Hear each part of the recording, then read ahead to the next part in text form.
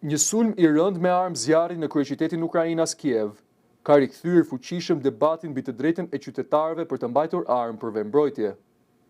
Vetëm disa orë pas ngjarjes tragjike, ku humbën jetën 7 persona në një supermarket, rrjetet sociale u mbushën me thirrje për ndryshime ligjore.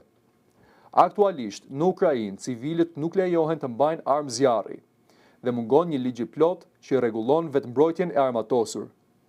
Kjo situatë, sipas disa qytetarëve dhe ekspertëve, i lën njerëzit e zakonshëm të pambrojtur përballë krimit. Instruktorët të qitjes sportive dhe mbështetës të liberalizimit të armëve argumentojnë se kriminalët arrin gjithmonë të sigurojnë armë, ndërsa qytetarët që respektojnë ligjin mbeten pa mjete për të mbrojtur.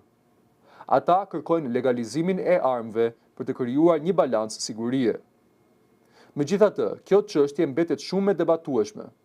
Historikisht, shumica e ukrainasve nuk kanë mbështetur mbajtjen e armëve nga civilët, por lufta me Rusinë duket se ka ndryshuar qëndrimet. Pas pushtimit në vitin 2022, autoritetet shpërndan armë për qytetarët për të ndihmuar në mbrojtjen e vendit.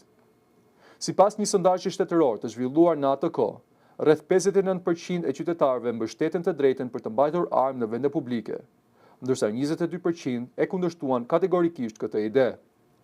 Edhe ministri i Brendshëm, Ihor Klimenko, ka shprehur mbështetje për këtë nismë, sidomos pas kritikave për mënyrën si policia menaxhoi ngjarjen e fundit në Kiev. Megjithatë, kundërshtarët paralajmërojnë se rritja e qasjes në armë mund të çojë në më shumë dhunë dhe viktima. Ata theksojnë se nuk ka garanci që armët në duart e qytetarëve do të parandalojnë sulme të tilla. Ndërkohë, statistikat tregojnë një rritje të ndjeshme të incidenteve me armë zjarri në Ukrainë, duke e bërë debatin edhe më urgjent. Përballë kësaj situate, vendi ndodhet mes nevojës për siguri dhe rrezikut të një përshkallëzimi të dhunës.